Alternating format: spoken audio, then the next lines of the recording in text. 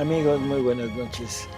Aquí nos encontramos con ustedes, Alejandro Hola, buenas Tárrega y un noches. ¿Cómo servidor están? para nuestro programa acostumbrado de verdades divinas. Bueno, pues vamos a iniciar y a ver, Alejandro, si A nos... ver, es pregunta de Silvia. Dice, doctor, se me hizo un nudo con el don de la inseparabilidad. Comprendo que en nuestros múltiples actos el Señor pone toda su creación, pero también comprendo que el alma que vive en la divina voluntad se encuentra por todas partes en la creación. Entonces la criatura estaría en la creación, pero también la creación estaría en la criatura.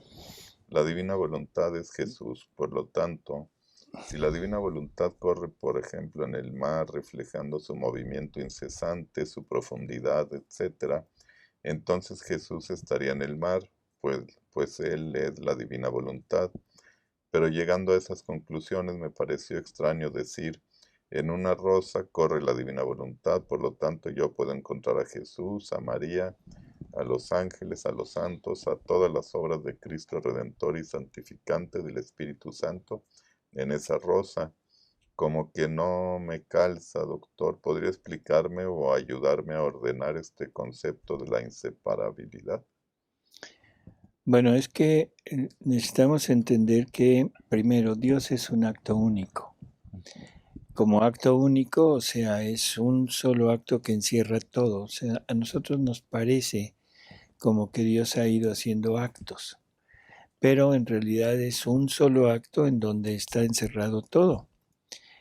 Prácticamente todo lo que ha salido, tanto en la creación, bueno, vamos a hablar de la creación, es una manifestación de algún atributo de Dios, algo que Dios quiere manifestar, y Dios se manifiesta a través de las cosas creadas, poniendo un valor divino, poniendo un amor para nosotros y poniendo un oficio. Entonces, en todo lo que vemos, en todo lo que existe, hay esa parte de Dios, o sea, que es una manifestación de Él. Junto con eso nos dice Jesús que su voluntad se quedó en todas las cosas creadas para ser ella la que nos traiga el oficio y el amor. O sea, no dejó a la cosa creada como encargada de traérnoslo, sino es la misma divina voluntad la que viene y nos da todo lo que la cosa creada contiene de él mismo. Ahora, todo esto es un solo acto. Entonces, en donde está algo de Dios, ahí está Dios completo, ¿sí? Cuando nosotros nos fundimos en la divina voluntad, estamos abarcando todo, absolutamente todo, y encontramos a Dios en todo. Y Dios no se puede separar. Dios no puede separarse. Entonces, si Dios pone un acto de Él en una rosa, en una flor, ahí está la parte específica de la flor, pero aparte está todo Dios. O sea, no hay separación, es simplemente una manifestación de esa divinidad, pero en donde está todo Él. Creo que estoy diciendo lo mismo que usted entendió, pero en realidad no sé Y lo entendió cómo. bien entonces. Yo pienso que lo entiende muy bien, todo lo que dijo está bien, exceptuando esto último que no logra como concebir que en una flor esté todo Dios. No es Dios, porque no es panteísmo, hay que aclararlo. No es un panteísmo en donde Dios sea todo, pero Dios encierra todo y por lo tanto donde está algo está Dios, Dios completo.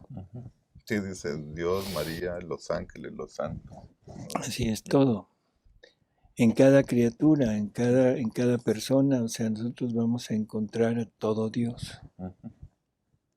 Dice Aura, cuando una persona me dice que no cree en Dios y se declara atea, le cojo una pereza tan grande que no quiero ni volver a relacionarme con ella. Eso es malo si se está viviendo ya en la divina voluntad. Me causó así un poquito de hilaridad eso de pereza, Sí. le cojo pereza. Bueno, sí, o sea, en realidad las personas que no creen pues nos causan ciertas reacciones un poquito adversas, ¿no? Decir, no quisiera acercarme, pero debemos recordar que Jesús viene a este mundo exactamente por ellos. O sea, y no necesariamente el hecho de acercarnos físicamente, sino acercarnos espiritualmente. O sea, deberíamos de orar por ellos, de pedir el reino por ellos, de ofrecer todos nuestros actos junto con los de Jesús que están en los nuestros, para que ellos lleguen a creer, que ellos lleguen a convencerse, a convertirse, ¿no? Y eso nos acerca más que si estuviéramos junto con ellos, o sea, hablando o tratando de convencerlos. En realidad, el hecho de hablar con una persona que no cree, bueno, no deberíamos de alejarnos, sino al contrario, tratar de acercarnos. Pero si la persona genera conflicto y genera una discusión, en fin, sí, definitivamente mejor no hablar, porque eso como que aumenta el rechazo en las otras personas. Pero sí, en nuestro interior, como le digo, actuar, pero actuar a favor de ellos, entendiendo que Jesús todo lo que hizo, lo hizo por ellos, ¿no? Y que Jesús sufre. Además, no se nos olvide, Jesús está en todos. Así que en la persona no creyente, en la persona mala, en la persona que comete acciones nefastas, pecados mortales, en fin, debemos ver a un Jesús que está allá dentro de esa persona, pero un Jesús agonizante. Lo tienen agonizando en su interior, y eso es lo que nos debería de acercar a ellos, ¿no? Dice Reina, en estos tiempos la New Age, Reiki, Tarot, brujería, yoga, las personas que asisten a esto se contaminan de espíritus malos y pueden contaminar a sus familias. Ahora sí me hizo una pregunta difícil. Sabemos que todas estas prácticas no son prácticas que vayan acordes a nuestras creencias, a la doctrina de nuestra iglesia. O sea, definitivamente están fuera de eso.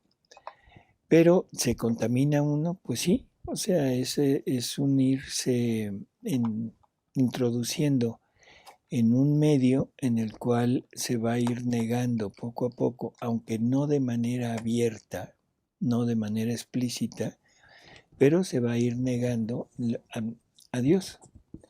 Así que definitivamente tenemos que tener cuidado con estas cosas. Ahora, que nosotros podamos infestar o dañar a las personas que viven cerca de nosotros, depende de la receptividad de ellos y de lo que nosotros digamos. O sea, si uno va con la idea de animar a la práctica de estas ¿cómo decir? Filosofías o técnicas o lo que sea, creencias, y nuestros allegados empiezan a interesarse, definitivamente los estamos contaminando. Pero eso ya dependerá de la voluntad de cada uno de ellos. O sea, no es que uno lo haga y se los dé. O sea, uno lo propone y ellos son los que van a aceptar o no. Pero lógico, sí estamos de alguna manera sirviendo como medio de contagio, ¿no? Dice Mónica, Dios es todo amor y los fines que nos ofrece son infinitos. ¿Por qué a los seres humanos nos cuesta tanto entenderlo y seguimos inclinados hacia el pecado? Tenemos una voluntad humana que es tremenda. Mm.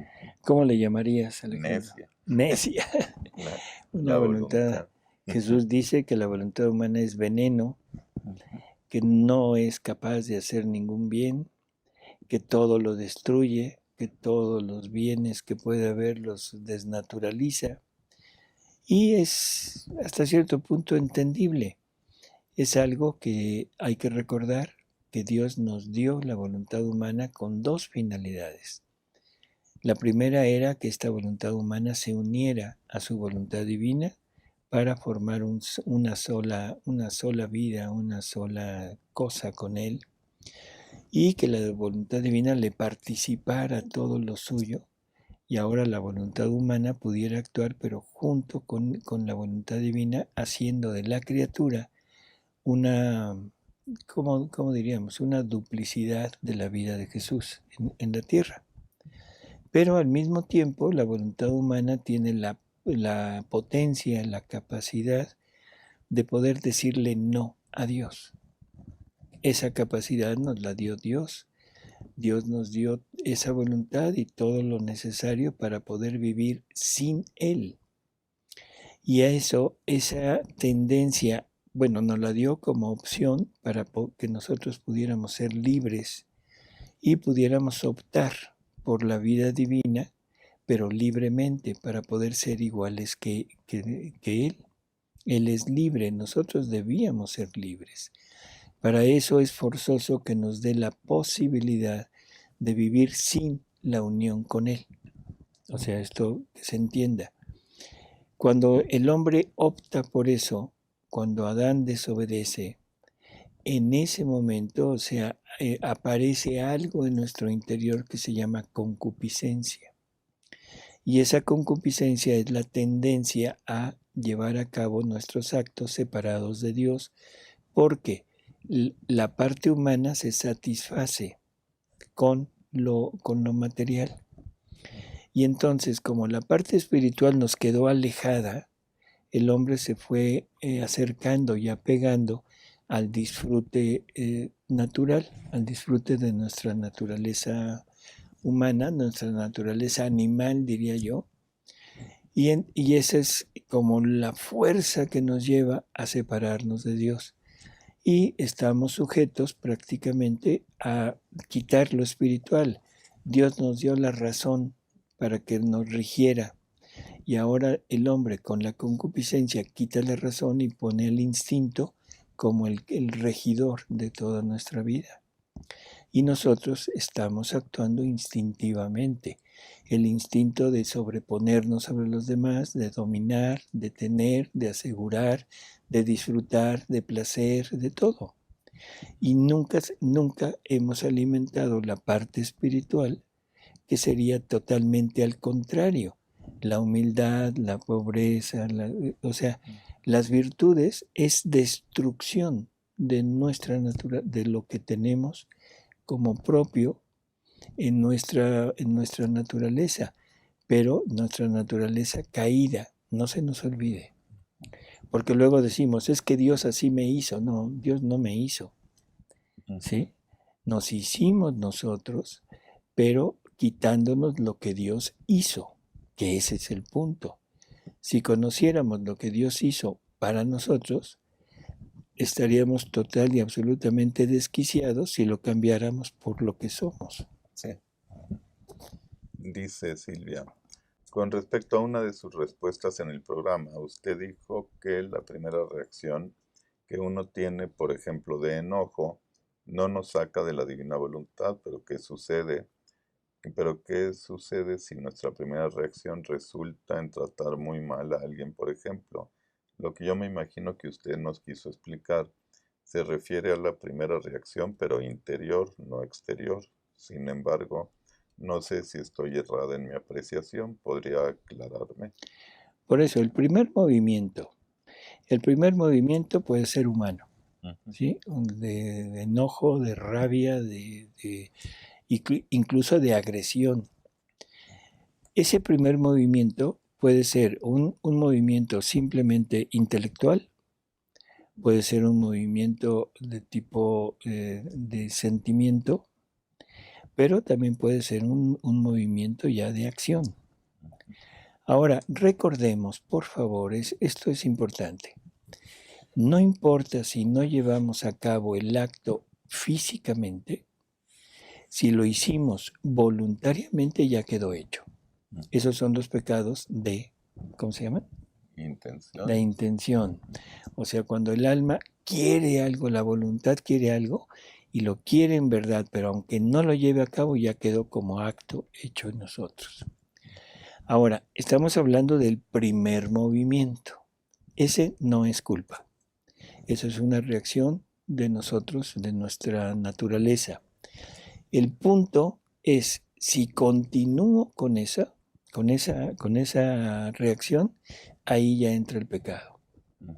El pecado no entra por sentirlo, el pecado entra por consentirlo y seguirlo adelante. Así que si usted o yo o Alejandro de repente siente esa reacción así agresiva, de agresión, de insulto, como sea, eso no es pecado hasta que lo consiente. Si en el momento que sale aquello se da uno cuenta y se reprime, no pasó nada. Dice Liliana, ¿podría aclararme si Dios está o no en nosotros, si se mantiene su gracia? Lo digo para quienes aún no llegamos a vivir en divina voluntad. Uy, la gracia se va, la gracia se pierde cuando el hombre peca. Ahora, aquí hay algo que debemos tener muy, muy en claro. El primer movimiento de vida para nosotros está en Dios.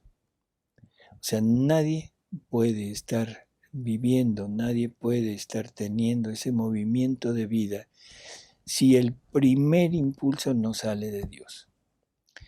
Jesús nos dice que Él permanece en nosotros desde el mismo instante en que fuimos creados, en que fuimos concebidos. Ahí está con nosotros. Esa concepción, ese estar Jesús en nosotros es como una semillita que nosotros tendríamos que hacer crecer por medio de nuestras virtudes o de la vida en la divina voluntad. Pero si no la hacemos crecer, traemos a un Jesús agonizando, a un Jesús sufriente, a un Jesús prácticamente en estertores de muerte, pero lo traemos con nosotros. A veces se nos dice que el bautismo es lo que nos injerta prácticamente a Jesús. Y yo diría que tiene toda la razón, pero desde este punto de vista. Vamos a recordar el pasaje del paraíso. En el paraíso terrenal hemos quedado que el paraíso era el hombre. Que el árbol del conocimiento del bien y del mal es la voluntad humana, que estaba plantada en el centro del paraíso. Pero en ese mismo centro había otro árbol, que era el árbol de la vida. Y el árbol de la vida, que es la razón por la que expulsan al hombre del paraíso, como dicen, no es por la desobediencia, no es por el pecado, es para que no coma del árbol de la vida y que la consecuencia del pecado, que era la muerte, se revirtiera. Entonces Dios dice que pone a un ángel con una espada de fuego para impedirle al hombre el entrar para comer del árbol de la vida.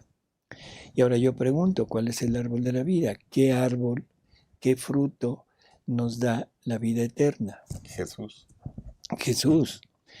Claro, lo primero que uno piensa es decir, no, esto está mal, estos están locos, están diciendo algo que no es lógico, porque Jesús viene miles de años después. Pero recordemos que Dios es acto único y que en ese acto único no hay pasado, no hay futuro, sino todo es un eterno presente. Nosotros lo vemos en el tiempo, nos parece ilógico. Para Dios en la eternidad es total y absolutamente lógico.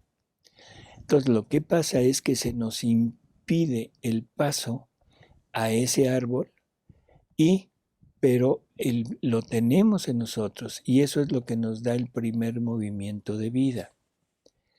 En el momento del bautizo es como se nos quita ese impedimento y ahora ya podemos acceder al árbol de la vida y empezar a comer de él.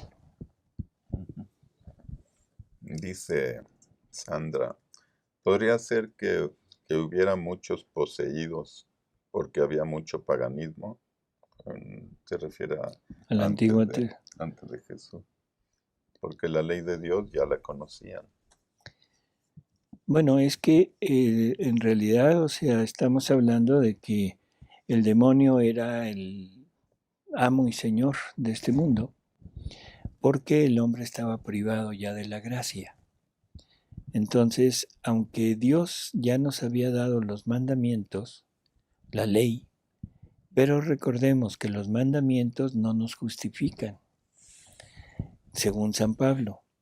San Pablo nos dice que la ley nos hace reos de pecado, o sea, simplemente nos marca lo que no deberíamos de hacer. Entonces, no es una justificación. El demonio seguía imperando en nosotros, o sea, en toda la humanidad.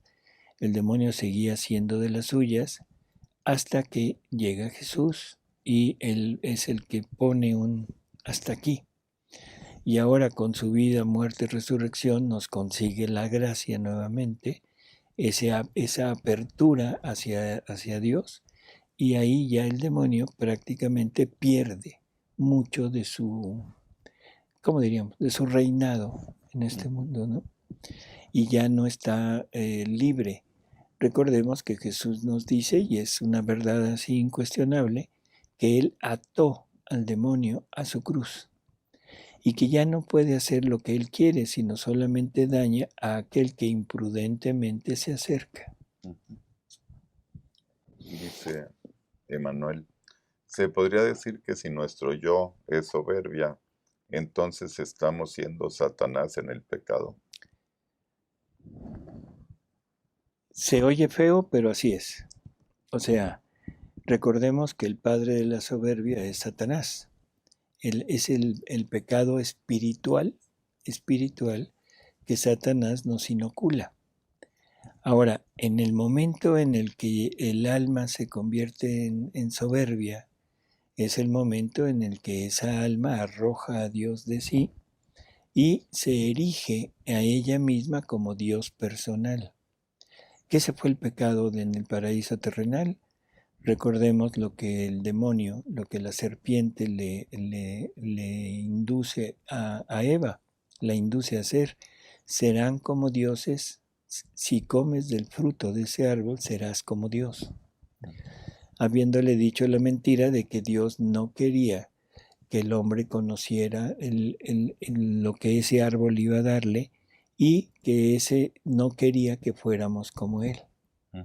Eva le cree, Eva toma del fruto. ¿Qué es lo que está haciendo Eva? Querer ser como Dios, sin Dios. En el momento que lo come, se va con Adán y Adán cae en el mismo juego, y Adán también se le olvida amar a Dios, se le olvida que Dios lo ama y le hace caso a su mujer, a Eva, y en ese momento cae también Adán. Dice Alan, en algún escrito habla por qué Dios no aprisionó a Satanás después de que Adán y Eva pecaron, por qué le da libertad de actuar. Interesante pregunta. ¿Por qué no lo ata? Porque Satanás nos sirve como sparring. Sí saben lo que es un sparring, ¿no? Es alguien que nos entrena y es alguien que nos da la posibilidad de adquirir el mérito.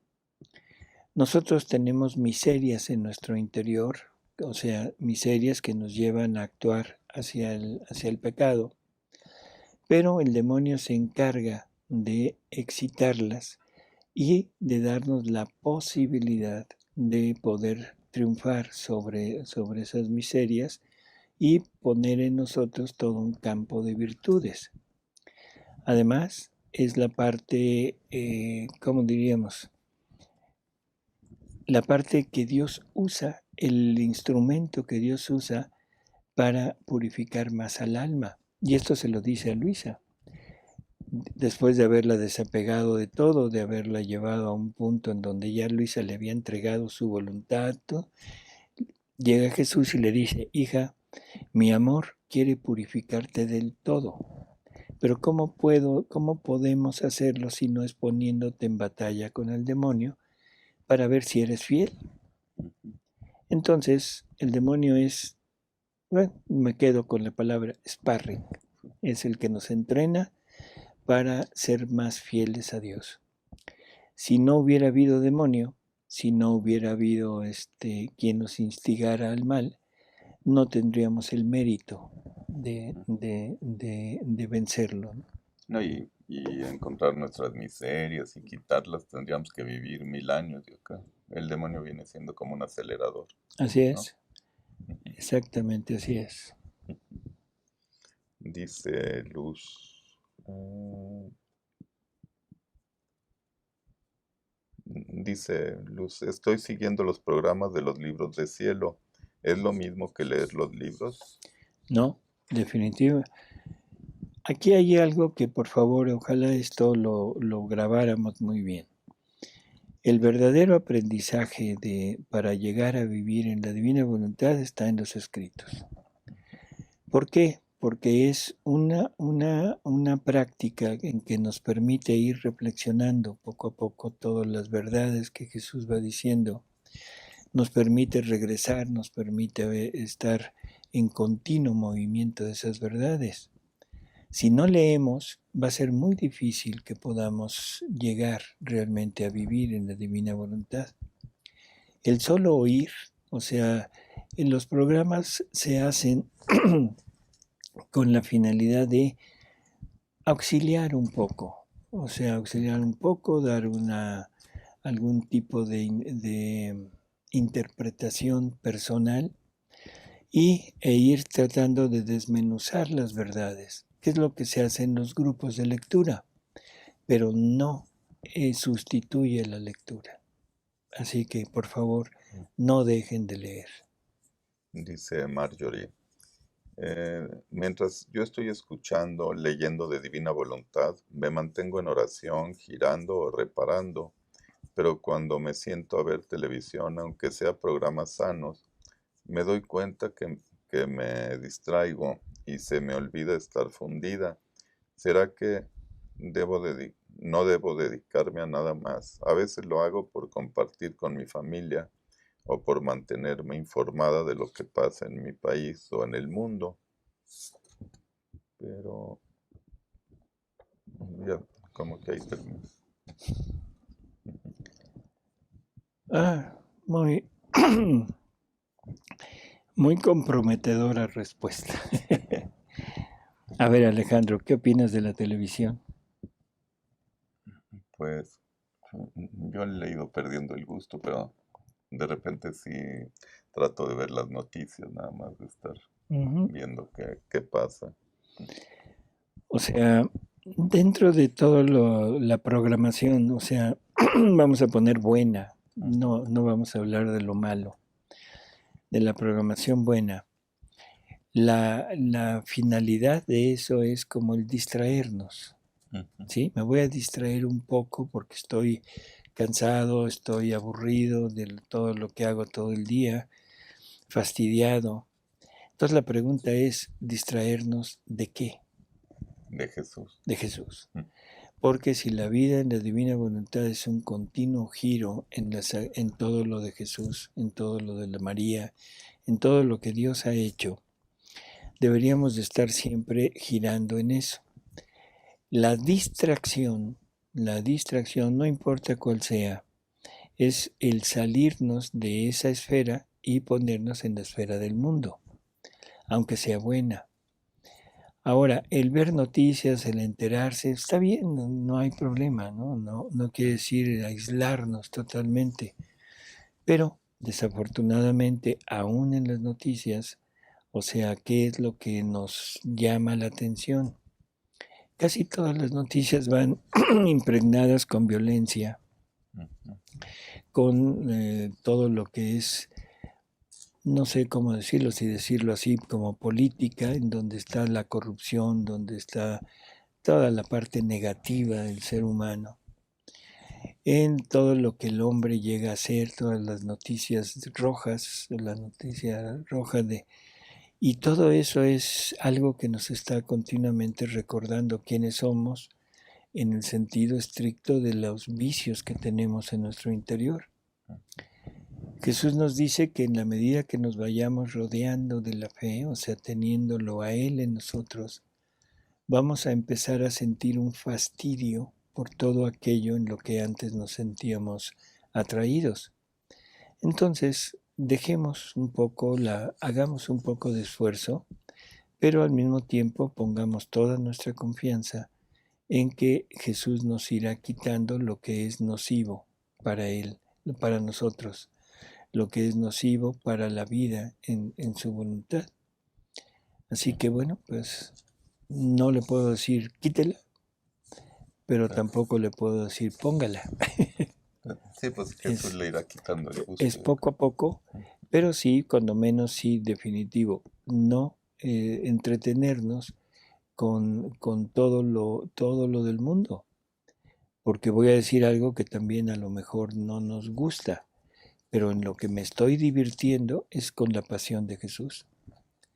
Porque todo lo que se ve en la televisión, como dije, violencia, sexo, poder, envidias, lujuria, todo lo que se ve, eso Jesús lo tuvo que reparar, Jesús lo tuvo que sufrir.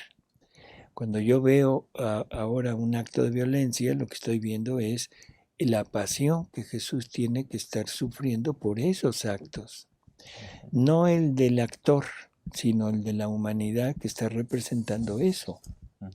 Cuando yo veo una escena de tipo ya explícito, sexual, porque ahora ya es explícito, ya no hay nada escondido, lo que estoy viendo es la pasión de Jesús que tiene que pasar por la lujuria, por la fornicación, por todo eso. Me estoy divirtiendo con la pasión de Jesús. No me estoy divirtiendo con el programa, sino con la pasión de Jesús. Me quiero divertir, me quiero reír, me quiero emocionar cuando veo a Jesús coronado de espinas, flagelado, golpeado, clavado en la cruz. Adelante, sigámoslo viendo. Sí. Dice Carol, entiendo que Dios dijo que no sea que alargue su mano y coma del árbol de la vida y que es Jesús, pero creo que lo dijo por algo. O sea que Adán sí podía hacerlo, pero no debía. Es así.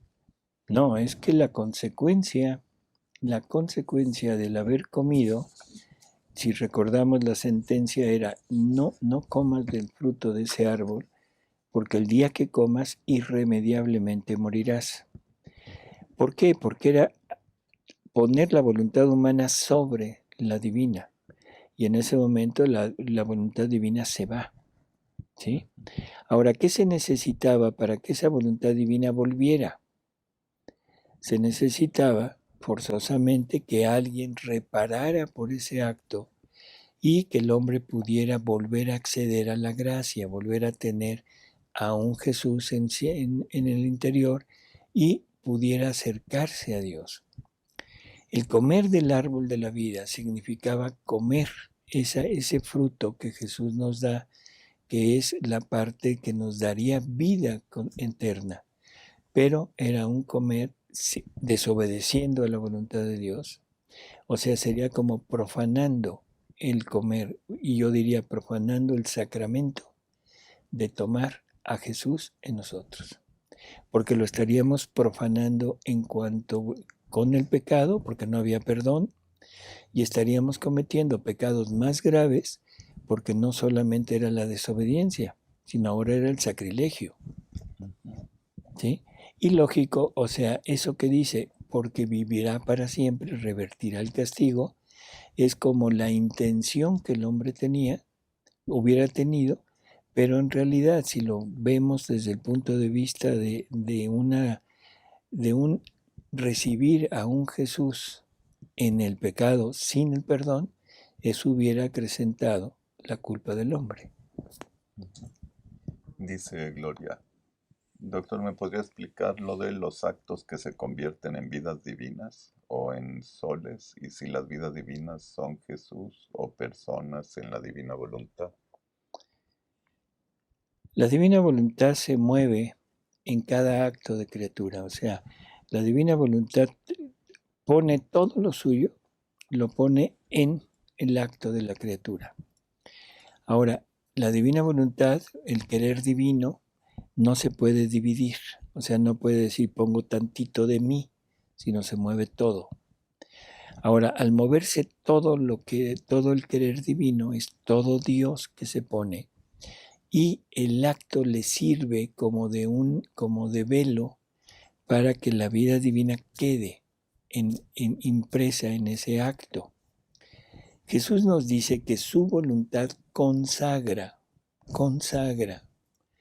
el acto de la criatura poniendo su vida ahí en ella. O sea, es una vida completa que sale, y eso es lo que Dios planeó desde toda la eternidad, el poder repetir su vida en la criatura, y que cada acto de la criatura pudiera en un momento dado multiplicar la vida de Él y darle a Él la gloria, el amor que Dios está dando continuamente al hombre. Era la forma de corresponder. Entonces es todo el querer divino que se mueve en el acto, y el querer divino es la vida divina, y se mueve completo, se pone en el acto de la criatura y sale como vida divina, consagrada por la misma divina voluntad. Dice, Marta, no entiendo mucho la pregunta, pero dice, doctor, asistir a misa todos los días y ofrecerla por todos los sacerdotes y almas del purgatorio, ¿tiene algún mérito o se tienen que pagar para esta intención? No tiene que pagar nada. O sea, la misa es el sacrificio de Cristo, ¿sí? El alma que oye una misa con devoción, sabiendo lo que es la misa, la puede ofrecer, y la puede ofrecer sin necesidad de ir a dar el estipendio. O sea, la pasión de Jesús, o sea, es gratuita en el sentido estricto, así que lo puede hacer cuantas veces usted quiera. Pregunta ¿por qué dice la Escritura que fuimos hechos un poco inferiores a los ángeles? Porque no conocíamos el valor o la realidad del hombre. O sea, la realidad del hombre la venimos a conocer hasta ahora, cuando ya Jesús mismo, o sea, nos va diciendo cosas que son muy, muy claras. Por ejemplo, en alguna ocasión dice que no acaso la Escritura dice dioses sois. En otra ocasión nos pone, o sea, alcanzar la santidad divina.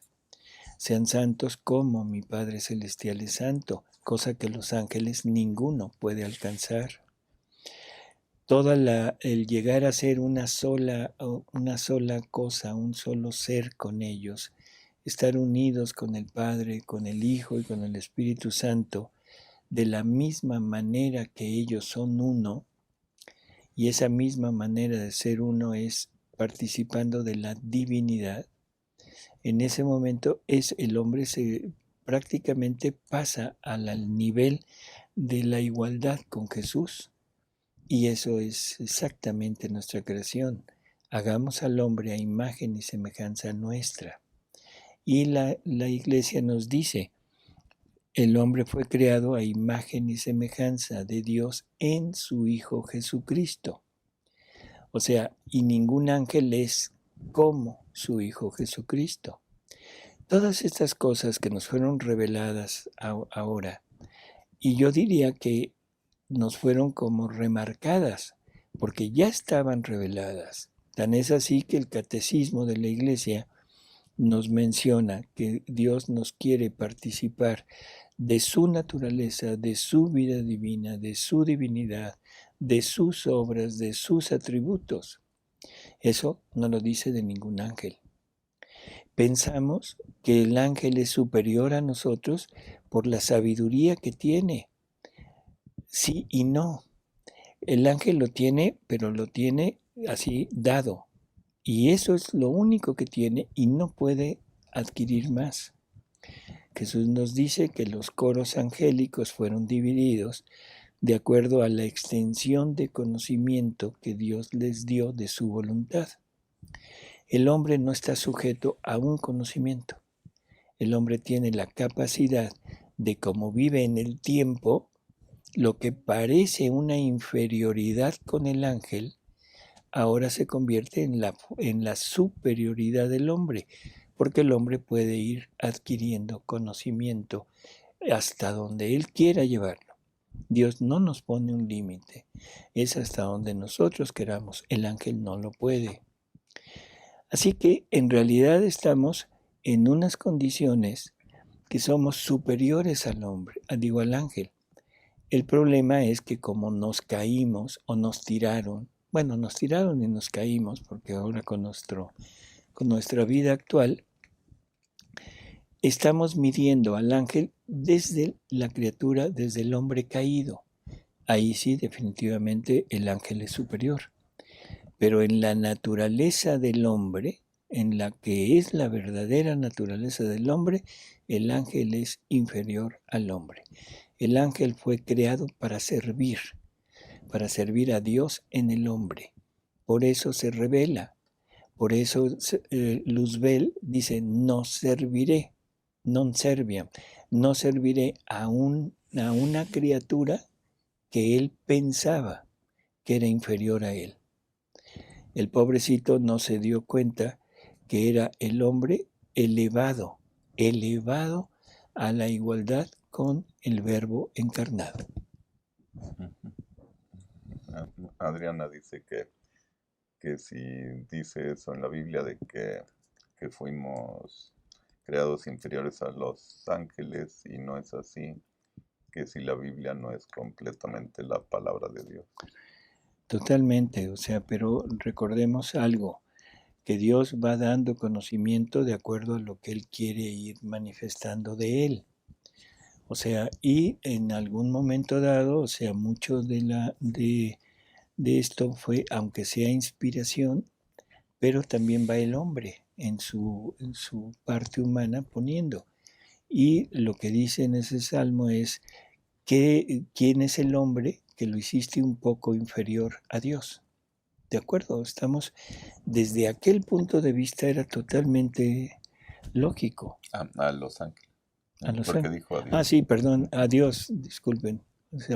Que lo hiciste un poco inferior a los ángeles. Desde ese punto de vista es totalmente real. Pero ahora con la revelación se ha ido modificando. Igual que es palabra de Dios, el que Dios es el Dios de los ejércitos, pero llega Jesús y ahora ya no es Dios de los ejércitos, ahora es Padre. ¿Sí? Igual que es palabra de Dios, ojo por ojo, diente por diente, pero a partir de Jesús se quita aquello y ahora es la bondad, el amor, el sufrimiento por el hermano. Las cosas fueron cambiando. No es que no sea palabra de Dios aquello, es simplemente el grado de revelación que ha ido dando y que se va manifestando poco a poco y que ahora con estos escritos nos está revelando, nos está asegurando que lo que está en la doctrina de la Iglesia Católica, lo que está en el magisterio, es una realidad. Y lo que está en el magisterio es que Dios nos quiere poner a su altura y llegar a ser una sola cosa con Jesús. Ese es el punto. Si eso no lo creemos, bueno, pues ni modo. Sí. Bueno, le leo esta pregunta, pero a lo mejor ya quedó contestada con lo mismo. Dice José Luis, entonces los evangelistas tienen límite al desconocer la divina voluntad. Tienen límites, definitivamente sí. Por ejemplo, un evangelista, San Juan, él fue ascendido al séptimo cielo. ¿Qué quiere decir eso de ascendido al séptimo cielo? Le dieron a conocer verdades que no fueron reveladas así a todos.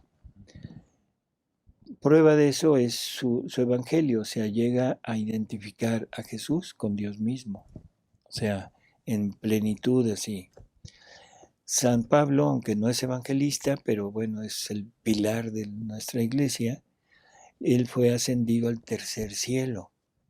Y él dice que cuando que un hombre, refiriéndose a él, fue ascendido, no sabe si en espíritu o en cuerpo, no sabe decirlo, pero que vio cosas inefables, que ni ojo vio ni oído escuchó lo que Dios tiene preparado para aquellos que lo aman.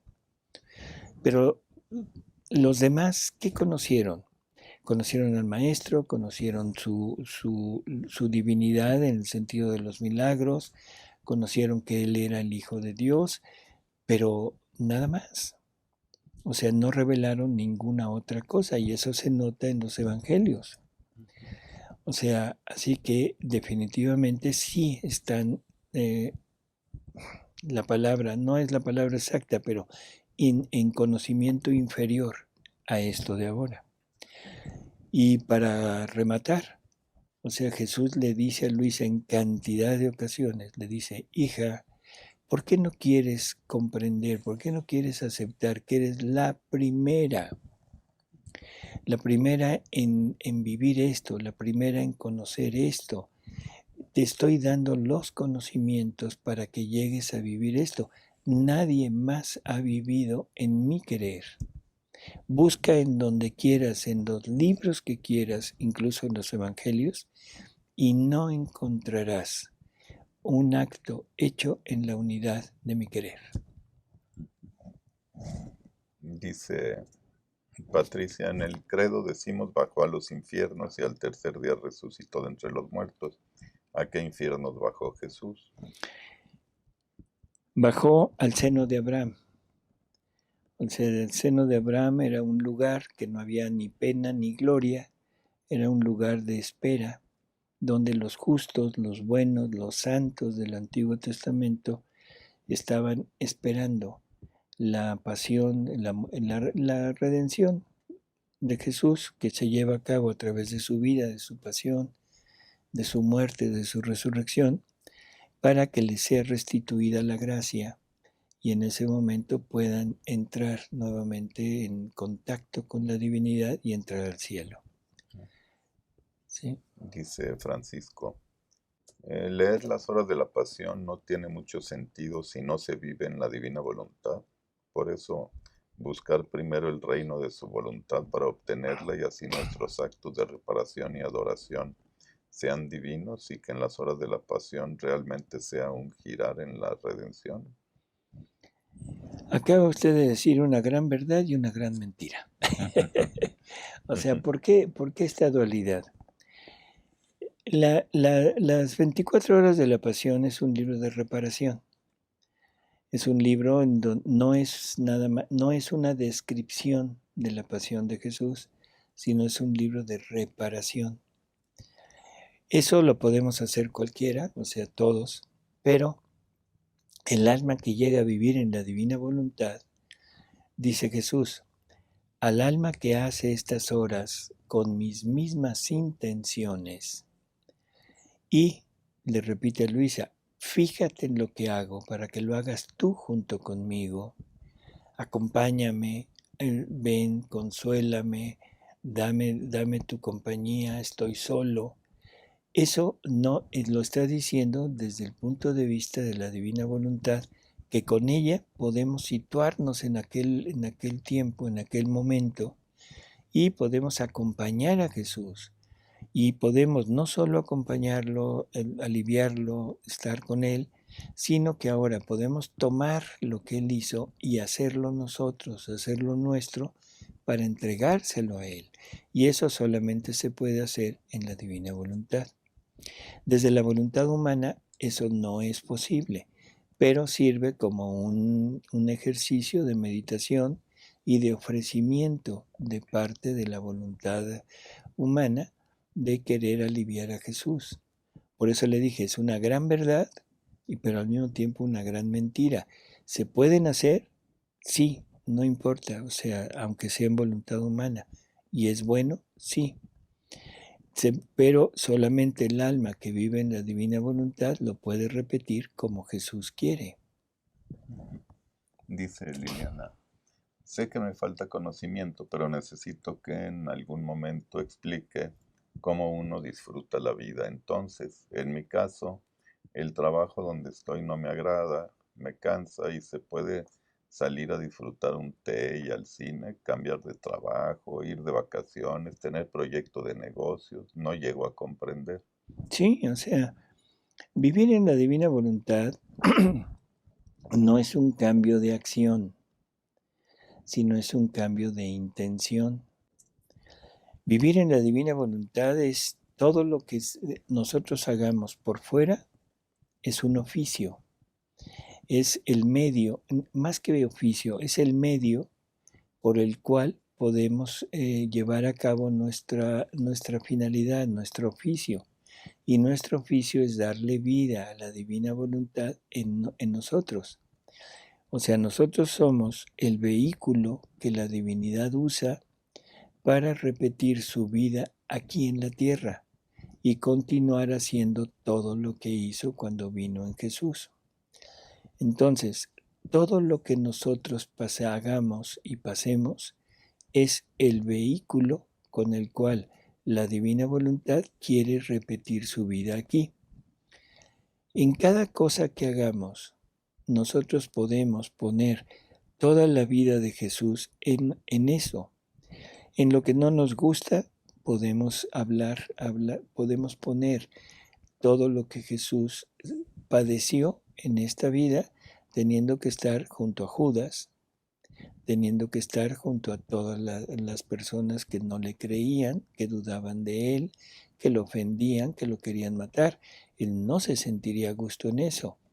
Puedo unir mi estar a disgusto con esos sentimientos de Jesús. En lo que me gusta, puedo estar uniéndolo con Jesús, en lo que él le agradaba, estar con su madre, estar con los que lo amaban, estar con sus apóstoles. O sea, cualquier cosa que hagamos, no importa qué, nosotros podemos estarlo uniendo con la vida de Jesús. Así que, por favor, no creamos que vivir en la divina voluntad es irnos a una cueva allá en el cerro y quedarnos ahí eternamente. No, en donde quiera que estemos, haciendo lo que hagamos, el punto es cambio de intención. Ahora nosotros vamos a vivir para darle vida a esa vida divina en nosotros. Dice, Perdón, se me olvidaba, el cine, la televisión, vuelvo a lo mismo, que no sean cosas que hablen de este mundo. O sea, me refiero a las pasiones, porque eso es todo lo que es contrario a la ley de Dios y, y por lo que Jesús tuvo que sufrir. dice Leticia, mi hermana está tratando de vivir en la divina voluntad, pero ella dice que anhela con toda su alma girar, pero no ha logrado hacerlo. ¿Qué puede hacer? Perseverar, o sea, esto es, en la medida que nosotros nos vayamos disponiendo, es en la medida en la que Dios irá actuando en nosotros para irnos facilitando el entrar y el girar y el estar siempre presente con Él. No se trata de nada más de un esfuerzo mío, o sea, no es que yo lo vaya a lograr, sino yo pongo mi parte, que debe ser ese esfuerzo, y Jesús, tomando en cuenta eso, es el que nos va a hacer, el que nos va a llevar a lograr toda esa parte del giro, ¿no? Además, recuerde, girar no es decir voy a hacer un giro. Girar es vivir en la divina voluntad. Dice Mónica, ¿qué es la conversión en divina voluntad? Lo mismo que fuera de la voluntad de Dios. La conversión es el reconocimiento de que Dios nos hace falta en nuestra vida. Elizabeth pregunta, ¿explica Jesús en alguna parte del libro del cielo por qué lloró cuando murió Lázaro? ¿Sí? Porque nosotros lo hemos interpretado como que Jesús llora, pero llora por el amigo, llora porque se murió el amigo. No, Jesús espera, o sea, le avisan que va a morir antes de, bueno, que va a morir. Y entonces, en vez de acudir, se espera. Y se espera bastante tiempo hasta que Lázaro ya está en franca corrupción, o sea, 3 días después. Cuando llega, o sea, lo que él ve, su espíritu ve, es la corrupción que la voluntad humana logra o hace en un ser que debería de ser imagen y semejanza de él. Llora por la podredumbre, llora por la corrupción que la voluntad humana provoca en el hombre. No llora por el amigo, no llora porque, ay, se murió. No, no. O sea, lo iba a resucitar. Y fue con toda intención que lo dejó así para que demostrar que las resurrecciones que él había hecho no eran simplemente casualidades, porque siempre fue en el momento de morir resucitaba y llegaron a dudar de él. Ahí permitió que llegara la corrupción, que llegara a que todos olieran ese hedor de esa corrupción, para que estuvieran seguros de que ahí se obró un verdadero milagro. Dice ser, ¿cómo entender desde la divina voluntad el dogma de que fuera de la iglesia no hay salvación? Es que es real. Fuera de la iglesia no hay salvación. Fuera de Jesús nadie llega al Padre. El problema es que esto lo hemos entendido en nuestra vida. O sea, aquí, todo aquel que está fuera de la iglesia, todo aquel que muere sin confesarse, que muere en pecado mortal, para nosotros ya se condenó. En la divina voluntad Jesús nos explica, nos viene a explicar lo que pasa en el momento de la muerte. En el momento de la muerte se presenta Él al alma un instante antes de morir, la rodea de amor, le explica todo lo que Dios ha hecho, todo lo que el hombre ha hecho, y lo dota con una razón normal, o sea, perfecta, para que el hombre entienda las cosas como son, no como él las entiende.